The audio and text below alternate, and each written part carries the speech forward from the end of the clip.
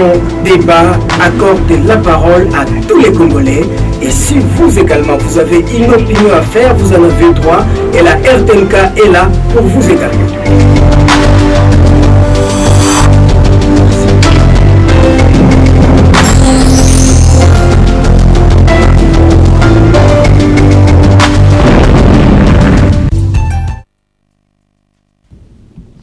Eh bien, merci à vous, chers estimés téléspectateurs du Tam Tam numérique. On est content, ravis, joyeux de comprendre que vous êtes bien nombreux à pareil moment, en train de suivre votre émission Débat, cet espace qui permet comme ça de devoir réfléchir, échanger sur différents aspects de la marche de notre société.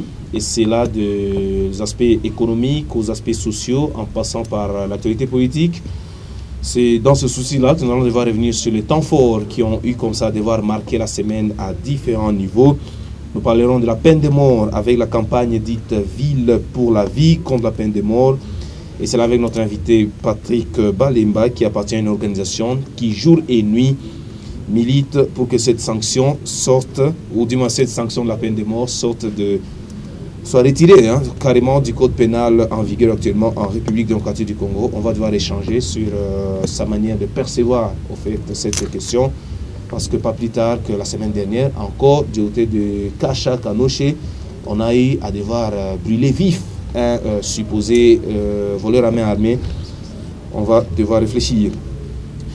Un nom a également marqué cette semaine, c'est bien celui du docteur Denis Mukwege, le célèbre médecin gynécologue obstétricien dont le travail a été salué une fois de plus par le Parlement européen qui a trouvé nécessaire de lui décerner le prestigieux prix Sakharov.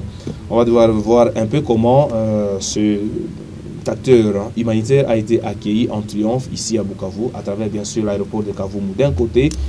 Mais par élégance, il a eu à devoir présenter officiellement ses prix aux milliers d'invités qui ont eu comme ça à s'amasser dans l'enclos de l'hôpital général de référence des Panzi. Le ministre provincial des Mines du Sud Kivu, Adalbert Mourimou Balama, est pointé du doigt par la société civile pour avoir détourné un peu plus de 6 000 $ américains. Son conseiller juridique sera avec nous pour balayer, je l'imagine, toutes les allégations des spécialistes des questions des mines œuvrant auprès de la société civile du Sud Kivu. Coup de théâtre au PPRD Sud Kivu, le célèbre Bazalendo, c'est comme ça qu'il s'appelait, suspendu par le secrétaire provincial sortant, on ne sait pas, Georges Anyungu, vient d'être pour la plupart d'entre eux élevé par une nouvelle décision de la hiérarchie de ce parti qui met out le secrétaire sortant, désormais sortant, Georges Chanyungu, et qui élève à ce poste, et c'est là à titre provisoire, Alain Tambouka, qui est donc le nouveau responsable provincial du PPRD ici au Sud Kivu. Les députés provinciaux ont alimenté également à leur manière la semaine dernière l'actualité avec en toile de fond une incompréhension sur la manière et le temps de devoir introduire une motion. On a eu comme ça des députés qui ont carrément claqué la porte de l'hémicycle de la Botte. On aura l'occasion également de devoir prévenir, ou du moins inviter les Bukaviens à devoir faire preuve de beaucoup de civisme au stade de la Concorde de la commune de Gadutu lors du match entre l'OC Mungano et le plus grand club de football de RDC actuellement, le tout-puissant Mazembe. Nous sommes en train comme ça de nous remémorer la situation qui a caractérisé l'avenue industrielle avec ce mur qui s'est écoulé et qui a emporté avec lui quelque chose comme 7 vies humaines. Ça doit se prévenir, et nous pensons que l'état actuel de l'enclos du stade de la Concorde n'est pas rassurant, ne donne pas suffisamment de gages de sécurité, et que à ce fait-là, au vu de ces dimensions, nous devons faire du journalisme préventif à ce niveau. On va revenir sur cette insécurité de plus en plus grandissante du côté des Kacha. Nous sommes en commune de Bagira avec les amis de la société civile de cette partie de la ville de Bukavu qui sont passés nous dire bonjour ici. Voilà donc pour ce qui est de la principale charnière, la principale ossature de ces nouvelles retrouvailles de l'émission Débat. Comme vous le savez, on n'est pas seul.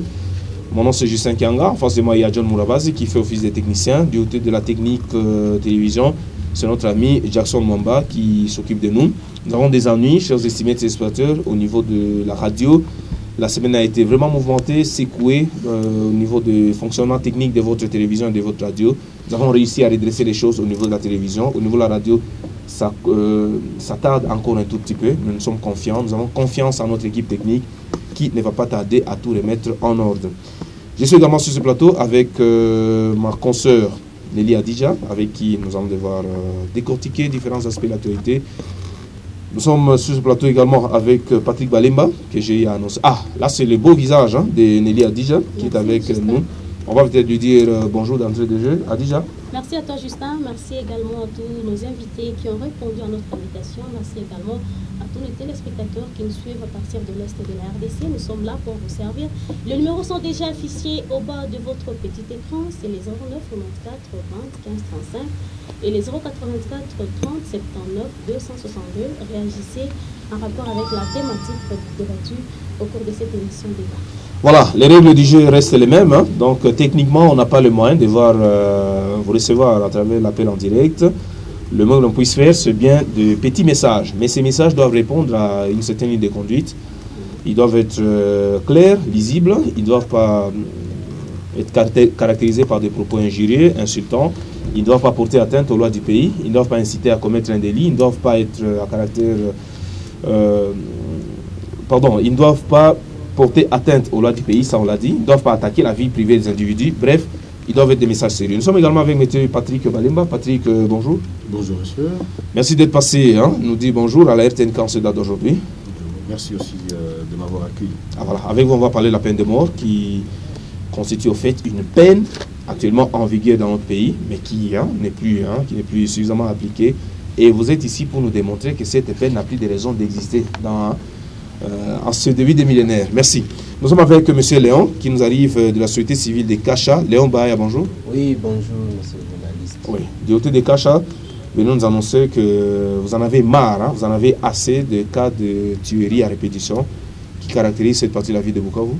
Oui, merci beaucoup. D'ailleurs, c'est un message de condoléances que je viens d'adresser aux différentes familles qui ont été éprouvées dans l'entité Kacha. Surtout les visites des voleurs mais armés qui visitent régulièrement nos familles, toute la population entière et ceux qui vraiment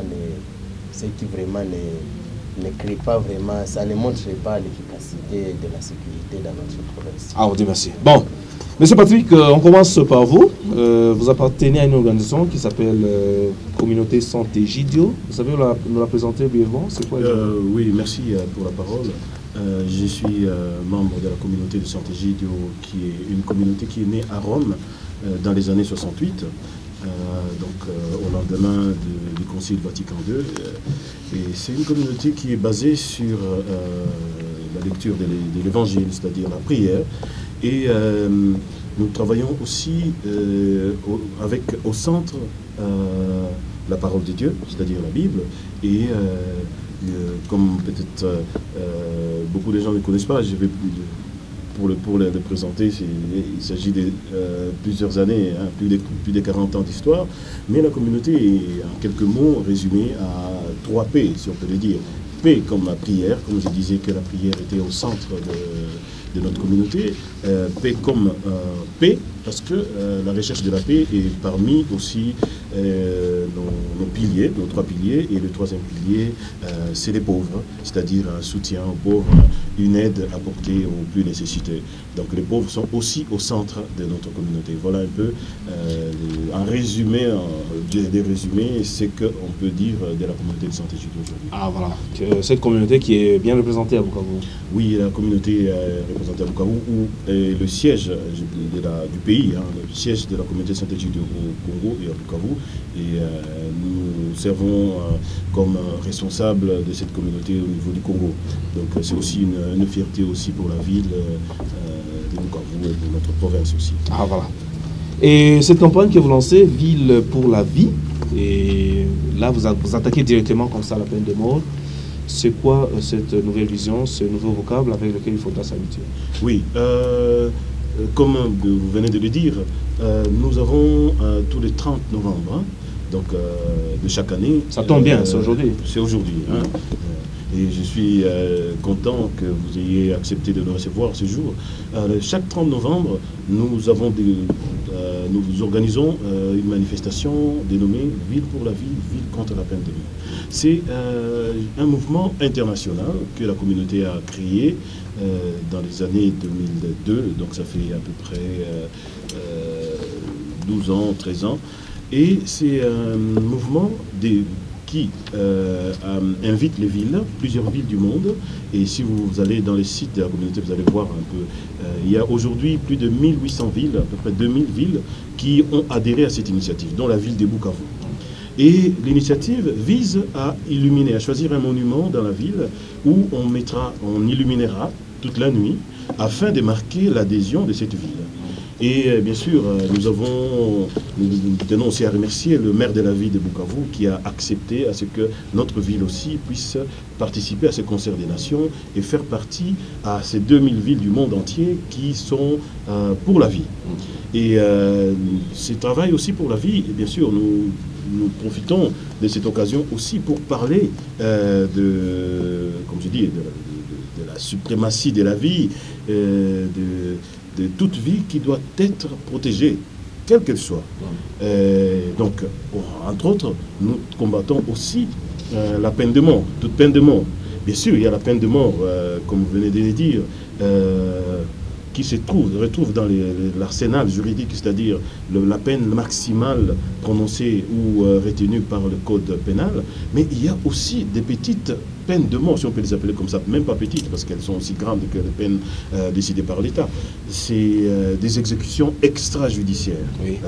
Je suis aussi content qu'il se trouve parmi nous aussi un représentant de Kasha, où récemment, il y a très peu de temps, il y a eu, comment je peux dire, une vengeance populaire où la population est arrivée à mettre fin, à donner la mort à un individu qui serait, ou je ne sais pas dans quelles circonstances, trouvé dans des conditions où la population était fâchée et n'a pas pu attendre que la justice puisse se prononcer, n'a pas pu attendre que la justice puisse, comment je peux dire, déterminer juridiquement ou la culpabilité de la personne qui mériterait une quelconque punition. Voilà, donc ce que je voulais dire, c'est que nous combattons toute peine de mort, qu'elle soit prononcée par les juridictions ou extrajudiciaire. Oui, voilà. Vous combattez la peine de mort, qu'elle soit prononcée par les juridictions ou qu'elle soit extrajudiciaire. Là, qu'est-ce que vous reprochez exactement à ceux qui estiment que cette peine devrait continuer à exister dans notre code pénal? Oui, je ne sais pas. J'ai beaucoup d'arguments et qui nous prendront même, peuvent nous prendre même une journée. Mais je vais essayer de synthétiser. Il est vrai, on peut dire premièrement que la peine de mort, elle est injuste. Premièrement, parce que la Déclaration universelle des droits de l'homme reconnaît à chacun un droit à la vie et dit « Nul ne sera soumis à la torture ni à la peine ou des traitements cruels, inhumains et dégradants. » Ça, c'est la première chose. Et la peine de mort est inhumaine dans quel sens? Parce qu'il ne peut pas avoir une peine de mort qui est humaine. C'est contraire même à l'humanité. Quelle que soit la méthode employée. Bien sûr, il y en a qui disent non, la pendaison est inhumaine, le peloton d'exécution est inhumaine, mais nous, on va procéder autrement. On va utiliser l'injection létale. Bien sûr, tout procédé qui amène à la mort, à tuer un individu est inhumaine. Et je voulais dire aussi que la peine de mort est inutile. Dans quel sens elle est inutile? Parce que la peine de mort ne contribue en rien à la diminution de la criminalité. Regardez, notre pays, bien sûr, et je félicite nos autorités d'avoir adhéré au moratoire, parce que nous sommes abolitionnistes de fait déjà, parce que le Congo refuse de pratiquer la peine de mort. Ça, c'est une chose, et j'en félicite déjà à notre gouvernement pour avoir adhéré à ce moratoire. Mais encore je disais qu'elle est inutile parce que la peine de mort ne diminue en rien la criminalité. Là où elle est appliquée, il y a de plus en plus la criminalité sanglante qui est là. Je vais vous donner un cas, et c'est bien sûr par les études des criminologues attitrés. Au Canada, il y avait la peine de mort. Mais lorsqu'ils ont aboli la peine de mort, les taux de criminalité a chuté. Et cela s'est vérifié un peu partout. Il est vrai, parce que la peine de mort, on peut dire, va en soi avec l'abolition de la peine de mort, je peux dire, évolue aussi avec, bien sûr, l'avancement économique, bien avec d'autres développements sociaux. Mais on peut dire que, en aucun cas, le fait d'être rétentionniste contribue à diminuer la criminalité. Voilà, ça n'a pas été démontré. Hein, ça n'a jamais été démontré. Et aussi, je voulais dire, la peine de mort est arbitraire. Et sans peut-être, s'il faut revenir sur les détails, je reviendrai. Et la peine de mort est aussi irrévocable. Ici, je voulais peut-être vous dire combien et pourquoi, moi personnellement, je me suis engagé contre la peine de mort. Il n'y a pas longtemps, ici à Bukavu, nous avons connu le procès Serge Maheshe, je crois que vous vous en rappelez, oui. Encore, parce que c'est récent. Dans un premier temps, ont été condamnés à mort, s'il vous plaît, deux des amis de Serge Maheshe. Qui n'avaient rien à voir. Hein, et je ne peux pas vous le cacher, c'était aussi mes amis à moi. Je les connaissais et ce jour-là, peut-être, nous aurions dû nous retrouver ensemble chez les Moulimbe où s'est passé le forfait. Alors, ces amis ont été condamnés parce que, vite, au lendemain, on a eu quelqu'un qui aurait déclaré, voilà, c'est tel et tel. Voilà.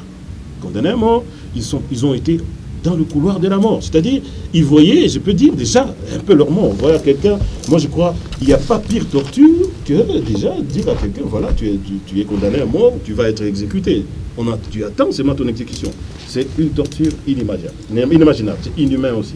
Alors, j'ai visité ces amis, je les rencontrais souvent, autant que je le pouvais, à la prison. À leur lieu de détention. Voilà. Et puis, il est vrai, quand c'était difficile, il était difficile pour moi aussi de commencer à imaginer que je vais perdre ces amis parce qu'ils auraient été condamnés. Quelques temps après, vous savez ce qui s'est passé, on a retrouvé de véritables criminels. Véritables, encore là, je mets entre parenthèses, qui ont été condamnés à leur place et ils ont été libérés. Alors, pourquoi alors moi j'ai été fortement frappé par cet aspect des choses? Parce que j'ai réfléchi. On aurait perdu ses amis. Comment est-ce que l'État pourrait réparer ce préjudice? Ce serait irréparable. Voilà, merci. Et ce serait, je peux dire, une chose impossible, je peux dire inimaginable. Merci. Mais parce que la loi, parce que l'État, parce que les juridictions, parce que la justice peut faire des erreurs, il y a lieu à ne pas retenir la peine de mort. Merci.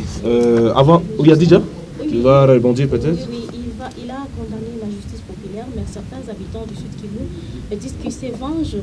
Ils veulent mettre fin à la vie de malfaiteurs parce qu'une fois dénoncés à la police, quelques temps après, ils sont relâchés et se vengent sur la même population.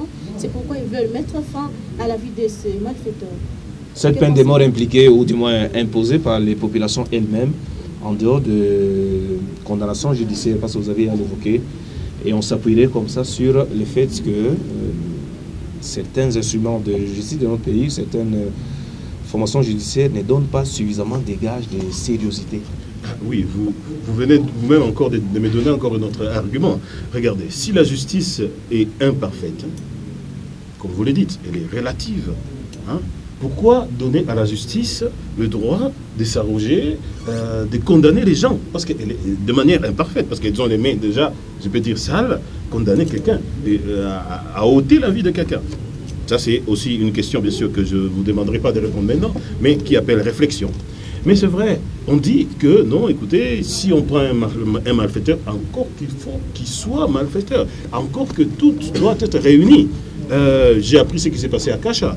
On a trouvé quelqu'un, on lui a posé quelques questions, il ne savait pas bien répondre. Est-ce que cela veut dire que c'est la personne qui aurait commis des forfaits? Bon, ça c'est entre parenthèses. Mais qu'est-ce que je voulais dire par là? La population, bien sûr, a le droit d'exiger que la justice, je n'ai pas dit que la sanction soit, comment je peux dire, appliquée. Je ne suis pas là pour, comment je peux dire non. Non à la sanction, non au droit. Je suis pour le droit, je suis moi-même juriste, avocat, et je suis pour que la justice fasse son travail. Hein? Mais je ne permets pas non plus, je ne suis pas d'avis de cette population qui dit que voilà, non, comme la justice, comme ne peut pas faire son travail comme il se doit, nous abrogeons, ça revient à mettre, comment je peux dire, un désordre là où il y a le désordre. Moi je pense qu'au contraire, ce qu'on doit suivre, c'est amener, faire une pression à ce que l'État ait des instruments valables. Voilà, merci. C'est une solution. Oui, monsieur Patrick Balemba, on va mettre une parenthèse un peu à vous, mais je rappelle que vous êtes catholique et que l'Église catholique, à travers le pape Jean-Paul II, le pape François, est farouchement également opposés à cette sanction-là, cette peine, qui est la peine de mort. On va devoir le suivre à travers ces images. Mais là, on va commencer, Jackson Mamba, avec la journée mondiale contre la peine de mort. Ce sont des images d'archives que nous avons eues comme ça et que nous allons devoir découvrir pour comprendre que ce souci de devoir abolir définitivement cette sanction-là n'est pas que de l'apanage du pays, c'est vraiment un mouvement à caractère mondial, de portée internationale qui fait bouger toute la planète.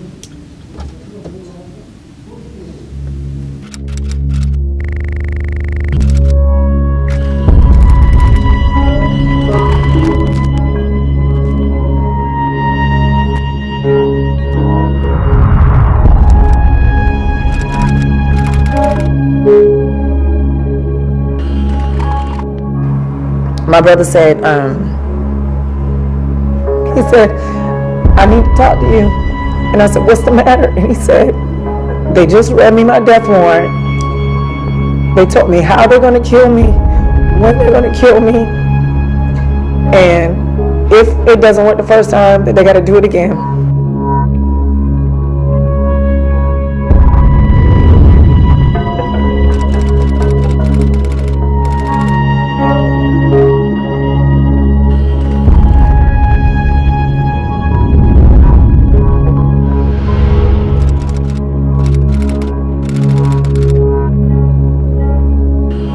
At the time, I told myself, look, I'm just drawing for drawing's sake. Why can't I document this place? I saw people die every day. I witnessed executions on the gallows. I saw people bow to sorrow. People bow to torture, physically, mentally. I saw the world as batter people every day. And the kind of food we eat, oh my God, shit. I said, look, this is the kind of thing I should document.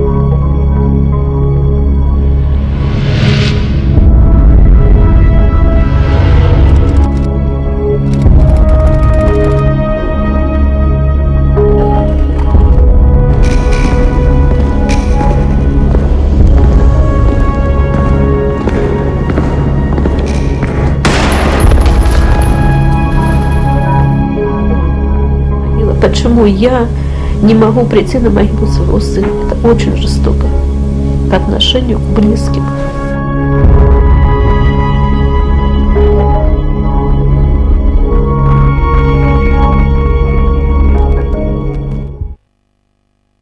Bon, merci à vous, chers estimés amis de la RTNK, amis de l'émission Débat. Nous poursuivons avec le cours normal de cette émission. Et vous avez eu à suivre que la ville de Bukavu a adhéré à cette campagne dite Ville pour la vie, initiative de l'organisation à laquelle appartient notre invité Patrick Balemba, avec bien sûr l'autorisation, la bénédiction du maire de Bukavu. C'est ce que vous m'avez confirmé? Oui, oui, oui. Voilà. On va voir un peu les autres villes comme ça, comment elles sont en train de vibrer au rythme de cette campagne. Jackson Mamba, on prend Ville pour la vie en dehors, au fait de la ville de Bukavu et ailleurs, sous d'autres cieux. I cristiani e gli uomini di buona volontà sono dunque chiamati oggi a lottare non solo per l'abolizione della pena di morte legale. Tous les chrétiens et les hommes de bonne volonté sont donc appelés aujourd'hui à lutter non seulement pour l'abolition de la peine de mort, qu'elle soit légale ou illégale et sous toutes ses formes, mais également à améliorer les conditions carcérales dans le respect de la dignité humaine des personnes privées de liberté. Moi, je relie cela à l'emprisonnement à vie. Au Vatican, depuis peu de temps, dans le Codice pénal du Vatican, il n'y a plus de perpétuité. La perpétuité est une peine de mort cachée. C'est par ces mots que le pape François a adressé un long et détaillé discours à une délégation de juristes de l'Association internationale de droit pénal, dans lequel il a souligné que le respect de la dignité humaine doit opérer comme une limite à l'arbitraire et aux excès des agents d'État, tels que les exécutions sommaires, l'enfermement préventif ou sans condamnation, la torture ou les peines cruelles. Mais cela doit même opérer sur la répression de formes de criminalité qui affectent la dignité de la personne et le bien commun, comme la traite des personnes et la corruption. Le pape a dénoncé aujourd'hui chaque secteur politique et les moyens de communication qui incitent à la violence et à la vendetta publique et privée, non seulement contre celui qui commet des délits, mais même contre celui qui est seulement suspect d'avoir enfreint la loi. Les instruments légaux n'empêchent pas que chacun vienne le blâmer pour les problèmes de tous. Non seulement ils se cherchent des boucs émissaires, mais ils se construisent délibérément des ennemis, des figures stéréotypées, avec des mécanismes similaires de ceux qui promeuvent l'expansion d'idées racistes. Et il y a en eux de la conviction, a poursuivi le pape, et à travers la peine publique, ils pensent résoudre les problèmes sociaux les plus disparates sans s'efforcer de chercher à y remédier avec un autre type de politique sociale, économique et d'intégration sociale. Le concept de droit pénal comme dernier recours à la sanction, s'est affaibli. De même en ce qui concerne le débat sur la substitution de la prison par d'autres sanctions pénales alternatives. Pour cela, expliquait le pape François, la mission des juristes doit être celle de limiter et de contenir de telles tendances, même face aux pulsions de vendetta qui se diffusent dans la société. Ainsi, en rappelant que l'Église refuse la peine de mort, il a dénoncé les exécutions extrajudiciaires commises par quelques États qui sont des meurtres délibérés. Bon, voilà, on a suivi le pape François qui se prononce contre également toutes sortes d'emprisonnements inhumains, parce que abolir la peine de mort est une chose, mais continuer à détenir des gens, par exemple, à perpétuité dans des conditions inhumaines, c'en est une autre.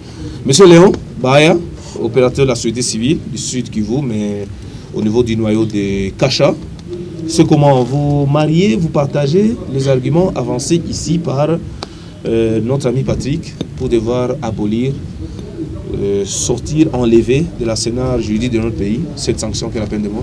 Merci beaucoup, monsieur le journaliste. Moi, je ne suis pas tout à fait d'accord avec l'abolition de la peine de mort. Je peux me justifier tout en me référant aux dispositions juridiques. D'abord, l'abolition de la peine de mort avec la culture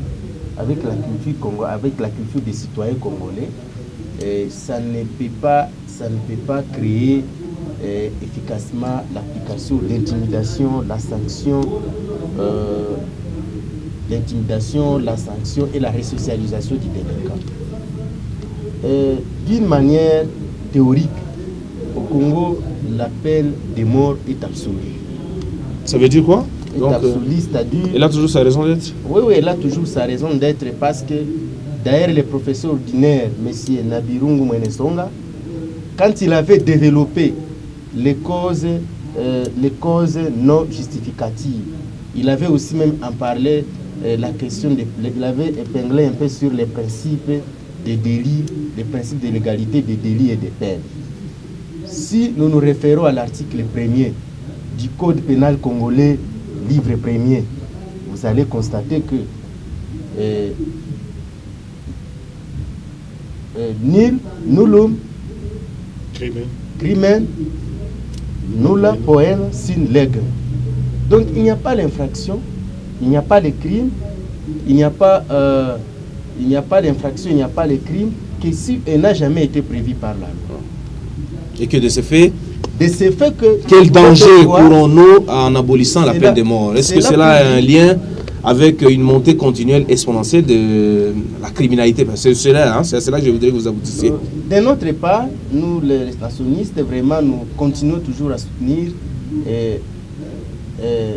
l'existence de la peine de mort en RDC, parce que la peine aussi, le fait que ça présente les trois aspects, l'intimidation, la resocialisation du délinquant lorsqu'il a commis une infraction, ça peut directement jouer sur le plan social. Et peut-être ceux-là qui veulent commettre l'infraction d'assassinat, de meurtre ou d'attentat au meurtre ou d'assassinat peuvent aussi commencer à craindre à commettre l'infraction. Voilà. Parce que je vais m'excuser un peu. Rapidement, parce qu'on n'a pas assez de temps. Rapidement, si nous référons à l'article 44 du Code pénal, du Code pénal congolais, livre 1er, l'article 45 et l'article 48. D'ailleurs, nous avons le Code devant nous ici. On dit ceci: l'homicide commis avec l'intention de donner la mort est qualifié meurtre. Les meurtres commis avec préméditation est qualifié d'assassinat. Ils sont punis de mort. Cela veut dire que lorsqu'on commet une infraction sans aucune préméditation, c'est par là qu'on ne peut pas condamner, que quelqu'un ne peut pas être condamné à mort. Oui. Mais si nous allons encore à l'article 48 du même code, lorsque les coups portés ou les blessures faites volontairement, mais sans intention de donner la mort, l'ont pourtant causé, le coupable sera puni d'une servitude pénale de 5 à 20 ans et d'une amende qui ne pourra excéder à 2000 Zahir, actuellement 2000 francs. Oui. Cela, écoute, on a absolument suivi. Cela veut dire qu'aussi longtemps qu'aucune disposition de la communauté internationale n'a jamais été mise en application, n'a jamais été créée, peut-être à travers d'un traité, le code pénal congolais est toujours d'application.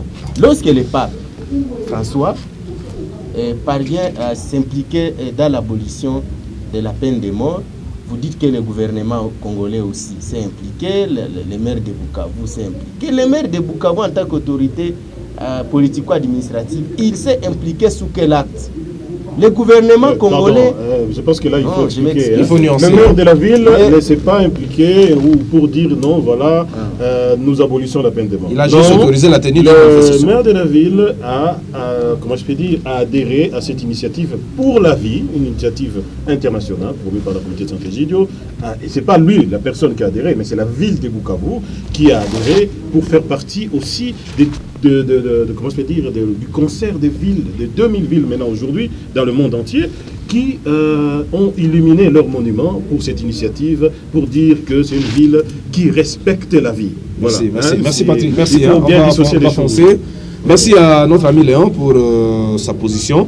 Je voudrais, avant de revenir sur la campagne Ville pour la Ville, Jackson Mamba, est-ce qu'on peut voir un petit extrait de cet acte de justice populaire qui a été produit du côté des Kasha au courant de la semaine? On va voir un peu à quoi a ressemblé ce nouveau cas. Des images qu'on ne souhaiterait vraiment plus diffuser sur nos antennes, mais si on doit s'appuyer sur de telles images pour devoir resocialiser ou éduquer, sensibiliser la population sur les méfaits de ce genre d'attitude, nous avons vraiment l'obligation de le faire. Sous ce feu, il y a un être humain qui est en train d'être calciné, on voit les jambes.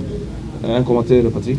Oui, il est vrai, c'est parmi, comment je peux dire, des actes, des actions qui ne devraient même pas, moi je demanderais même aux techniciens de ne pas s'attarder à ces genres d'images, parce que personnes sensibles, ils doivent s'abstenir de suivre. Il est vrai, c'est vraiment atroce, on le voit, et on ne peut jamais jubiler à la mort, pour la mort de quelqu'un, quel qu'il soit.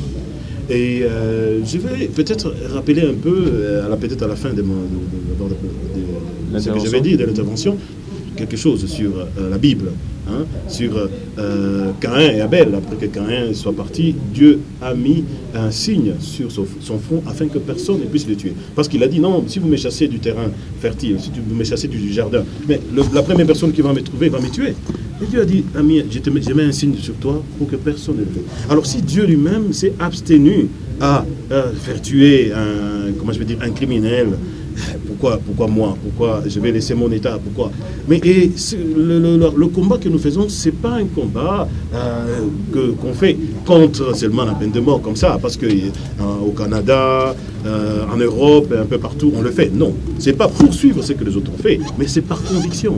D'ailleurs, en tant que chrétien, venait de le dire le pape, un individu, la vie d'une personne, elle est sacrée. On ne peut pas jouer avec la vie. Et il ne faut pas aussi, comment je peux dire, donner aux gens l'envie ou cette culture de la mort. Non, il faut enlever de nous la culture de la mort. Merci. Et adhérer, bien sûr, à une autre vision pour construire la société de demain. Parce qu'on ne doit pas construire une société où on s'étruit les uns les autres, parce que respecter la vie... On n'a pas tout le temps. Oui. Merci à M. Patrick. Non, M. Léon, vous allez plutôt intervenir sur cette insécurité qui devient inquiétante chez vous à Kasha. C'est quoi au juste? Qu'est-ce que vous demandez? Qu'est-ce que vous revendiquez vis-à-vis des responsables, des autorités à différents niveaux? Rapidement. D'abord, j'adresse le message de condoléances encore toutefois à la famille Ishara Ishara, c'est le présumé Ishara, bandit des grands chemins qui a été immolé. Oui, c'est lui qui a été brûlé. En tout cas, ce n'est pas bon. Mais aussi, vous devez savoir qu'il y a la différence entre la justice populaire et la peine. La peine de mort et la justice populaire sont très différentes. Mais au finish, il y a mort. Hein? Donc, soit la peine de mort ou justice populaire. C'est pourquoi nous avons parlé de l'initiative pour la vie, hein, pour le respect de la vie.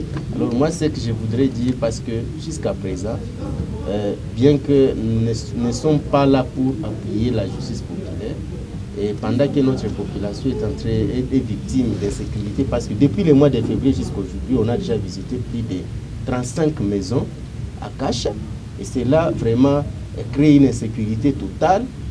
D'ailleurs, nous sommes en train de nous poser la question concernant la police de proximité.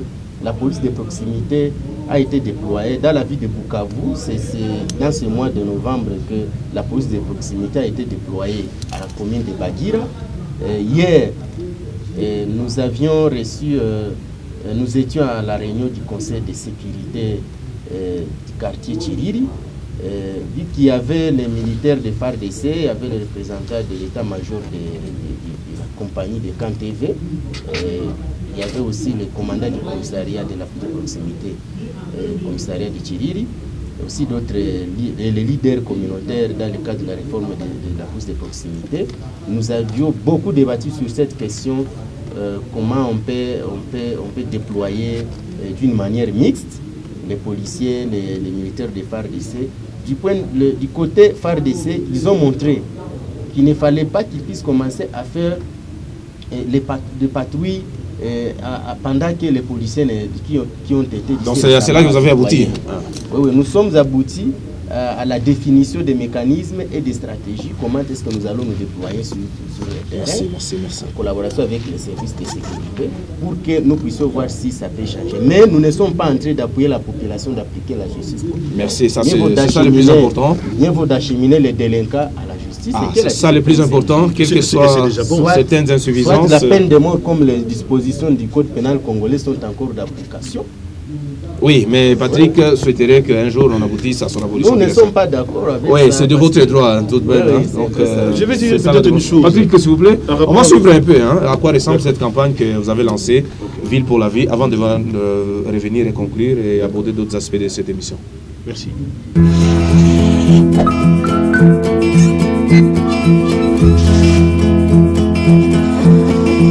Le 30 novembre 2002, une lumière est apparue dans le monde.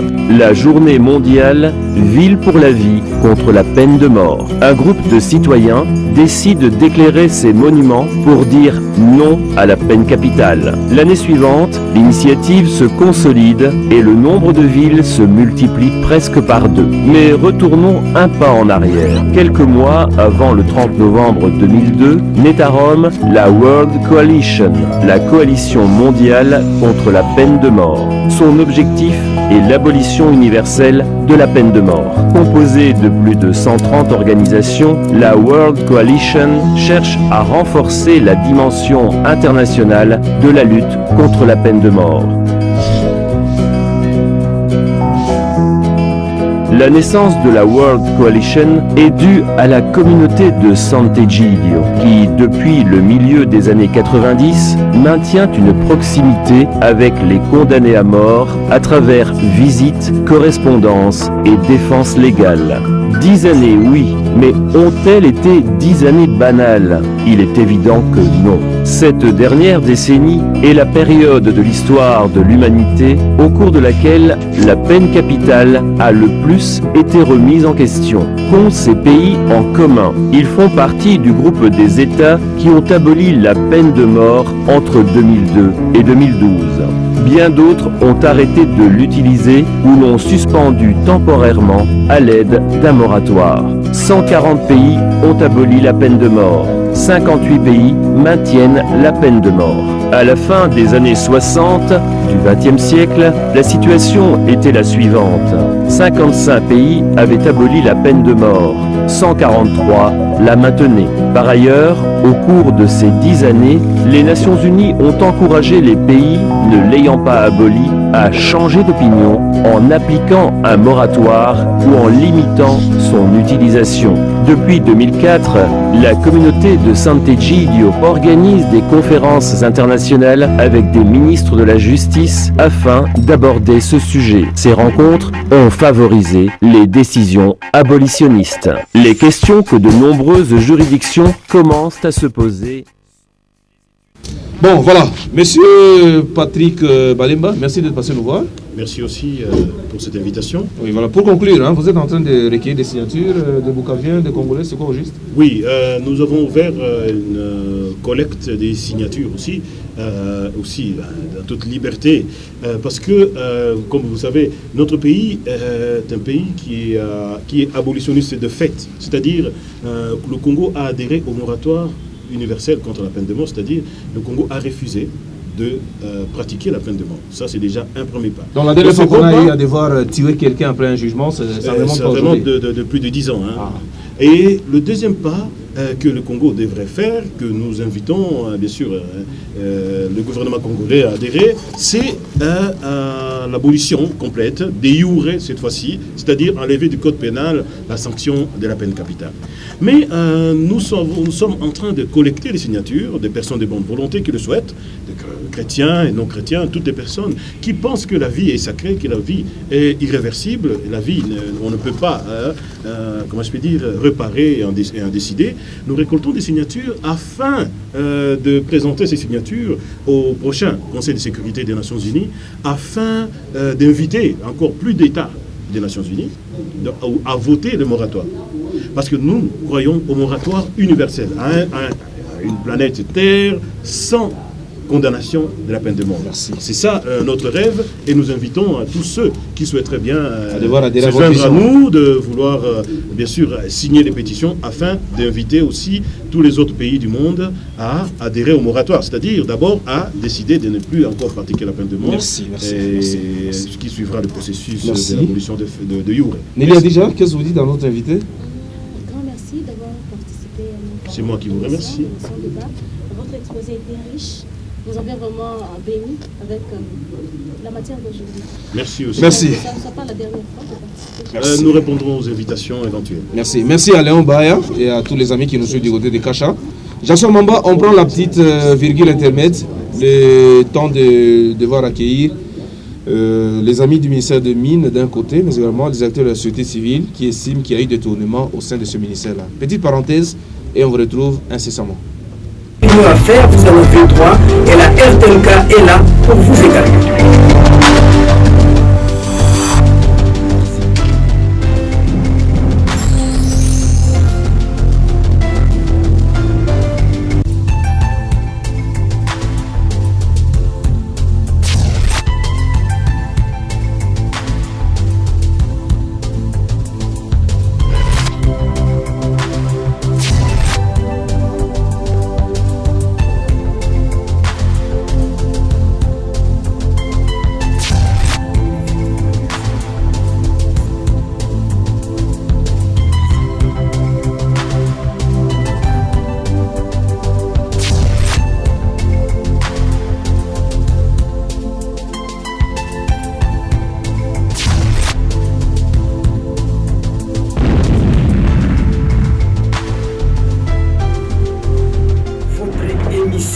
Débat accorde la parole à tous les Congolais. Et si vous également, vous avez une opinion à faire, vous en avez droit. Et la RTNK est là pour vous également.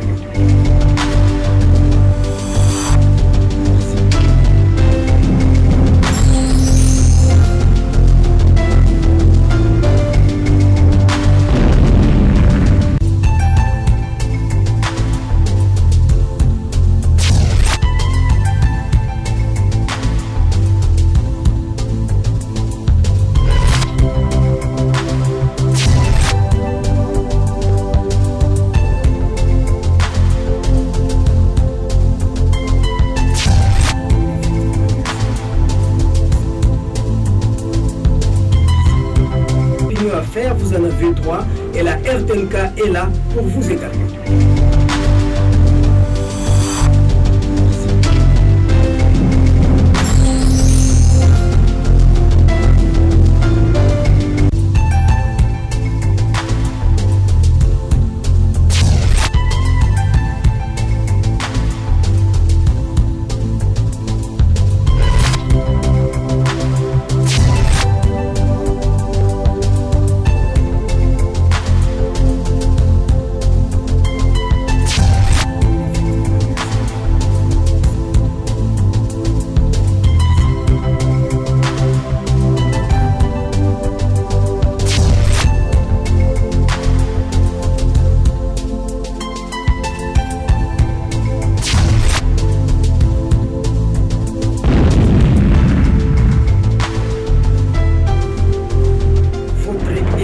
l'émission Débat accorde la parole à tous les Congolais.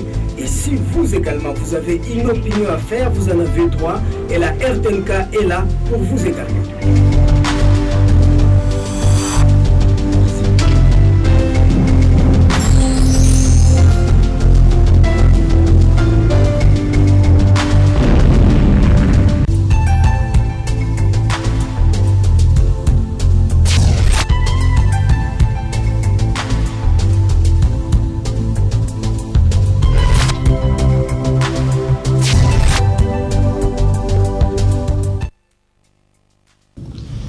Merci une fois de plus, chers estimés téléspectateurs. Après avoir longuement évoqué des questions liées à la justice et au fonctionnement ou du moins à notre code pénal et à la matière liée à la peine de mort, on va aborder d'autres dimensions de cette émission. Et là, nous allons nous rendre du côté d'un ministère très important, un ministère très sensible, un ministère sur lequel compte notre province pour booster son développement. C'est bien le ministère provincial ayant les mines dans ses attributions. Autant ce ministère s'occupe des mines à sa manière, autant la société civile du Sud Kivu, à travers une branche qu'on appelle groupe de travail thématique mines, a également un regard, n'est pas indifférente vis-à-vis de la manière dont la vie est menée dans nos différents secteurs carrés miniers, ou du moins l'autorité minière au fait de la province du Sud Kivu intéresse également la société civile. Et à travers cette vision-là, la RTNK, votre groupe de presse, est en possession d'un document qui date du 26 novembre dernier et ce document porte un certain nombre de signatures. Et ce qui nous intéresse dans ce document, c'est qu'il est intitulé « Lettre ouverte au ministre provincial ayant les mines, les ressources hydrauliques, l'électricité et autres hydrocarbures dans ses attributions ». C'est vrai qu'on n'aura pas le temps de nous attarder de manière beaucoup plus profonde sur le contenu intégral de ce document, mais il faut retenir ici que la société civile du Sud Kivu, à travers le groupe de travail thématique auquel j'ai eu à faire allusion, reproche au ministre provincial des Mines certains détournements, mais également l'émission dans les affaires ou les matières qui ne le concernent pas, jusqu'à devoir chercher à comprendre ou à interdire à ce que certaines organisations de la société civile œuvrant dans le secteur des mines puissent continuer à œuvrer. Pour devoir être édifié davantage sur cette matière-là, nous avons le plaisir de nous retrouver sur ce plateau avec M. Pablo Mouké. Pablo Mouké, bonjour. Bonjour. Ah, voilà. Je rappelle que vous êtes acteur de la société civile du Sud Kivu depuis de très longues années et vous êtes parmi les signataires. Vous êtes parmi les signataires de ce document qui incrimine M. le ministre Mouri Moubalama Adalbert. Je suis également avec à ma gauche le conseiller juridique du ministre incriminé. Le ministre est en fait empêché. Il a délégué certains de ses pouvoirs à son conseiller qui est ici. Monsieur, bonjour. Bonjour, monsieur le journaliste. Ah, vous appelez comment? Je m'appelle Maître Bundi Boulia. Ah, Maître Bundi Boulia. Oui, avocat au barreau de Bukavu et conseiller juridique du ministre provincial en charge de nous. Ah, voilà. Bon, je vais lire un petit extrait de ce document, un paragraphe, où on dit par exemple que la société civile a eu à dénoncer un certain écart constaté entre le montant de 108 543 $ américains perçus auprès des opérateurs miniers dans le cadre du Fonds de développement communautaire qu'on appelle Basket Fund.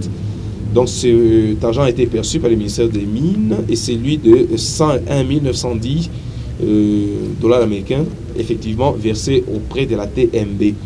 Il vous souviendra que cette importante somme retirée en notre présence et autres parties prenantes des mains du chef d'antenne CSC est une contribution volontaire des opérateurs miniers destinée à financer les projets de développement communautaire dans les sites de provenance de minerais du Sud Kivu. Il y a d'autres faits reprochés, incriminés à l'endroit du ministre qui ont trait à la manière dont, selon la société civile, il serait en train de s'immiscer de manière exagérée dans le fonctionnement de cette branche de la société civile. Monsieur Pablo, est-ce que j'ai bien relayé le document que vous avez rendu public et s'il faut compléter, qu'est-ce que vous reprochez exactement à son excellence, monsieur Mouri Moubalama? Bon. Mouri Moubalama, c'est comme ça qu'il s'appelle, oui. Bon, merci beaucoup.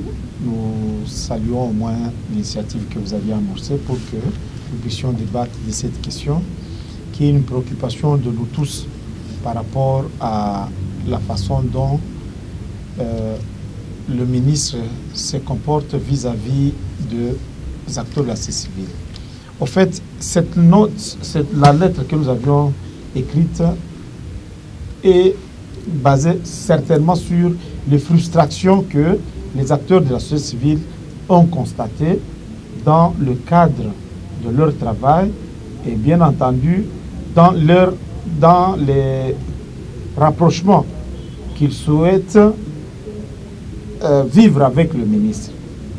Vous savez que c'est depuis longtemps que le Congo a ratifié beaucoup de documents ou a adhéré à certains instruments au niveau international qui donnent l'accès à la société civile de collaborer avec d'autres partenaires comme le pouvoir public et d'autres partenaires privés au développement. Mais ce que nous fustigeons, c'est le comportement du ministre vis-à-vis des acteurs de la société civile, qui ne favorise pas cette collaboration dans le sens de voir comment est-ce que notre pays, notre province peut parvenir. Peut jouir de ces mines pour se développer. Certainement. C'est-à-dire, la question que notre préoccupation majeure, c'est le fait que nous souffrons de plusieurs frustrations. Et ces frustrations sont liées au fait que nous avions dénoncé certains éléments que nous avions couchés dans ce document. Ah, voilà. Donc, vous avez dénoncé. Ce sont les frustrations que nous dénonçons. C'est-à-dire les frustrations qui ne favorisent pas cette collaboration. Alors que vous devriez œuvrer en partenaire. En partenaire.